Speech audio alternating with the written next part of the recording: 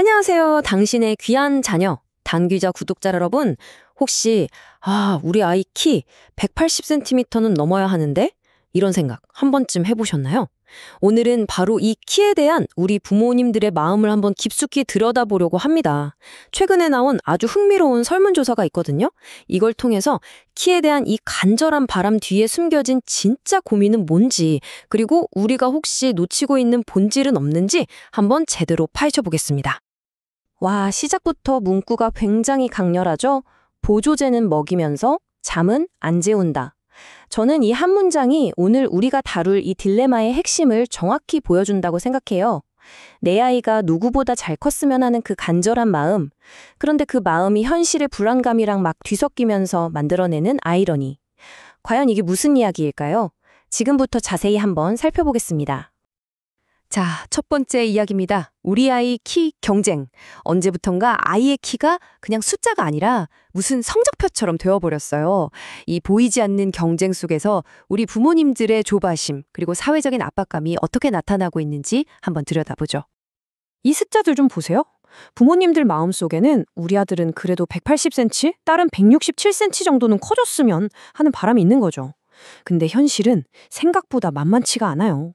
실제 20대 평균 키랑 비교해보면 남녀 모두 약 5cm 정도의 꽤 큰 차이가 있습니다. 바로 이 닿을 듯 말 듯한 5cm. 이게 바로 부모님들의 불안감을 계속 자극하는 근원지인 셈입니다. 맞아요. 이 5cm의 차이는 단순히 우리 아이가 건강했으면 좋겠다는 바람? 그 이상이에요. 소위 말하는 키가 이 사회에서 하나의 중요한 경쟁력으로 여겨지고 있다는 아주 강력한 증거죠. 그리고 이런 생각은 자연스럽게 부모님들이 어떤 해결책, 일종의 지름길을 찾게 만듭니다. 자, 그렇다면 우리 부모님들, 이 5cm의 벽을 넘기 위해서 과연 어떤 지름길을 선택하고 있을까요? 두 번째 장에서는 빠른 해결책을 향한 부모님들의 마음을 한번 따라가 보겠습니다. 부모님들이 어떤 노력을 하고 있는지 볼까요? 물론 운동도 시키고 좋은 음식도 챙겨 먹이죠. 근데 여기서 정말 눈에 띄는 게 뭐냐면요. 바로 이 보조제에 대한 의존도예요. 칼슘, 비타민 D, 심지어 성장 보조제까지. 이 응답들을 보면 많은 부모님들이 무언가 특별한 것에서 해답을 찾고 있다는 걸 알 수 있습니다. 특히 성장 보조제는요. 10명 중 거의 3명 사용해봤다고 답할 정도였어요. 근데 여기서 진짜 흥미로운 점은요. 자녀의 성장이 좀 더디다고 느끼는 분들. 그러니까 불안감이 더 큰 부모님들의 경우에요. 이분들 중에서는 무려 47%, 거의 절반에 가까운 분들이 성장 보조제를 써봤다고 답했습니다. 불안감이 크면 클수록 이 지름길에 더 의존하게 되는 현상이 아주 뚜렷하게 나타나는 거죠. 자, 이렇게 간절한 마음으로 선택한 지름길. 그렇다면 제일 중요한 질문이 남았죠. 과연 그 효과는 어땠을까요? 세 번째 장에서는요, 이 보조제 효과에 대한 좀 냉정한 현실을 한번 마주해 보겠습니다. 네, 바로 이 질문입니다. 그래서 효과가 있었나요? 우리 아이를 위해서 정말 큰맘 먹고 투자한 그 보조제들, 과연 부모님들의 기대에 부응했을까요? 설문 결과가 아주 명확하게 답을 들려줍니다. 와, 결과가 정말 좀 충격적입니다. 성장 보조제를 써본 부모님 4명 중 3명 이상, 정확히는 75.7%가 효과가 그냥 보통이거나 아예 없었다고 답한 거예요. 그러니까 대다수가 기대했던 만큼의 결과를 전혀 얻지 못했다는 거죠.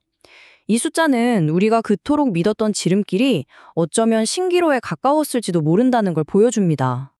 아니, 보조제가 답이 아니라면 그럼 도대체 뭐가 문제였던 걸까요? 우리가 뭘 놓치고 있었던 거죠? 자, 네 번째 장에서는 데이터가 가리키는 진짜 범인, 그러니까 아이들의 성장을 가로막고 있는 의외의 습관들을 한번 추적해 보겠습니다. 이 그래프가 바로 문제의 실마리를 보여줍니다.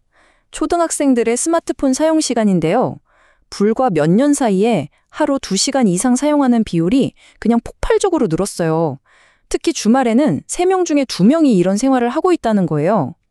이건 그냥 폰 좀 많이 본다 이 차원을 넘어서 성장에 꼭 필요한 아이들의 생활 리듬 전체가 흔들리고 있다는 강력한 경고 신호입니다. 그리고 이 변화가 결국 성장의 가장 기본이 되는 요소들을 전부 무너뜨리고 있는 거예요. 보세요. 절반이 넘는 아이들이 잠들기 직전까지 스마트폰을 보고요.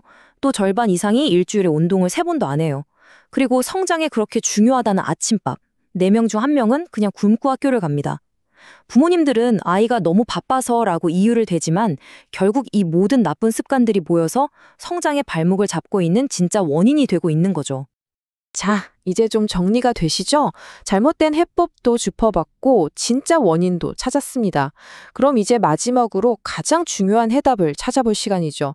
전문가들이 이구동성으로 외치는 성장의 진짜 원칙, 우리가 다시 돌아가야 할 그 기본은 과연 무엇일까요? 이 분야 최고 전문가의 한마디가 모든 걸 딱 정리해줍니다. 성장은 단기간에 주사나 보조제로 해결되는 문제가 아니다. 핵심은 바로 이거예요. 어떤 특별한 비법이 아니라 우리가 너무나 당연하게 생각해서 오히려 소홀히 했던 바로 그 기본에 진짜 답이 있다는 겁니다. 그래서 전문가들이 말하는 성장 공식이라는 게요. 들어보면 정말 놀랄 만큼 간단하고 명쾌해요. 첫째, 자기 전에 스마트폰 끄고 푹 자기. 둘째, 밖에서 신나게 뛰어놀면서 잘 움직이기. 그리고 셋째, 새끼 밥 잘 챙겨 먹기. 어떠세요? 무슨 대단한 비법이 아니죠. 어쩌면 우리가 다 아는 제일 상식적인 이야기잖아요. 이게 바로 불확실한 보조제가 아니라 과학이 증명한 진짜 성장 비결인 겁니다. 오늘 이야기를 마치면서 우리 모두에게 이 질문을 한번 던져보고 싶습니다. 우리는 아이의 키 숫자 하나를 키우려고 애쓰다가 정작 아이의 건강한 하루를 만들어주는 가장 본질적인 것들을 놓치고 있는 건 아닐까요? 충분한 잠, 즐거운 놀이, 따뜻한 밥상.